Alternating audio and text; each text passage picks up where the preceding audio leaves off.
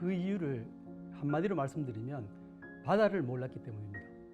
근대에 이르는 세계의 변화는 바다에서 시작되었습니다. 지리상의 발견, 삼각무역, 자본주의 형성, 그리고 산업혁명 등은 모두 바다를 통해서 일어난 변화였습니다. 현재도 세계 물동량의 99%는 바다를 통해서 운송됩니다. 바다를 통해서 서구 열강들이 동아시아에 나타났을 때 일본은 그들과 접촉하면서 세상의 변화를 이해했고 서구의 문화를 받아들였습니다. 임진왜란 때 일본이 사용한 조총도 바로 그때 받아들인 서구 문화 중 하나였습니다. 박연으로 불리게 된 네덜란드인 벨테브레나 하멜이 조선에 표류했을 때 조선이 그들을 활용하긴 하였지만 그 이상을 알려고 하지 않았습니다. 또한 그들을 억려놓고 돌려보내지도 않았습니다. 이에 대해서 일본은 나가사키를 개항하고 네덜란드인들이 일본과 교역할 수 있도록 하였고 서양의 사정을 자세히 알아내었습니다. 이 지점이 조선과 일본이 갈라지는 곳이고 그 결과로 조선은 일본의 식민지가 된 것입니다. 그렇다고 해서 조선이 처음부터 바다에 무관심했던 것은 아닙니다. 조선 전기인 세종대에는 800척이 넘는 병선과 6만이 넘는 수군을 유지하고 있었습니다.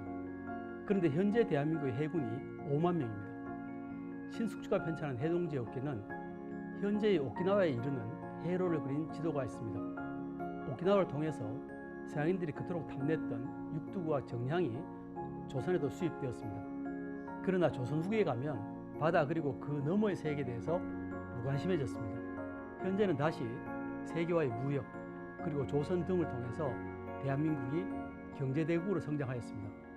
그렇기 때문에 부영대학교 사학과에서는 해양의 역사에 대해서 깊은 관심을 가지고 많은 연구를 수행하고 있습니다.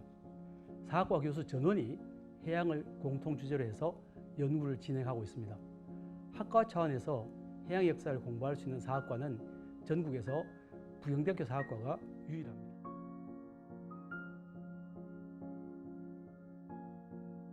흔히 역사학은 과거를 공부하는 학문이라고 생각합니다.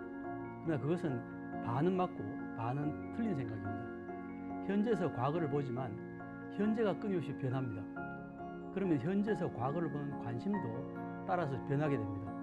그리고 우리는 미래를 알기 위해서 과거를 보는 것입니다. 이전에는 역사라고 하면 단연 정치사였습니다. 그러다가 갑자기 문화사가 유행했습니다. 문화적인 가치에 눈을 뜬 것입니다. 그래서 지금처럼 온난화 때문에 기후 이상이 초래되면 어떻게 해야 할까요? 당연히 기후 환경이 어떻게 변했는지 관심을 가져야 합니다. 다시 바다로 돌아가 보면 우리나라 사람들이 가장 즐겨 먹는 생선은 3가지 정도가 있습니다. 조기, 고등어, 명태입니다.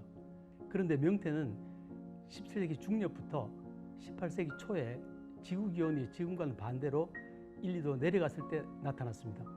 당시는 지구적인 한냉기였습니다.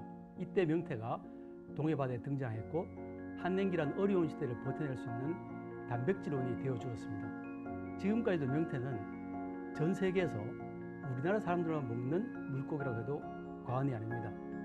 반대로 동해 수온이 올라가자 명태는 사라졌습니다. 기후의 변화조차도 이미 과거에 있었던 일입니다. 그렇기 때문에 어떻게 대처해야 할지 또 어떤 일이 생길지 짐작해 볼 수 있습니다. 결국 역사학은 미래를 위해서 현재에서 과거를 보는 학문입니다.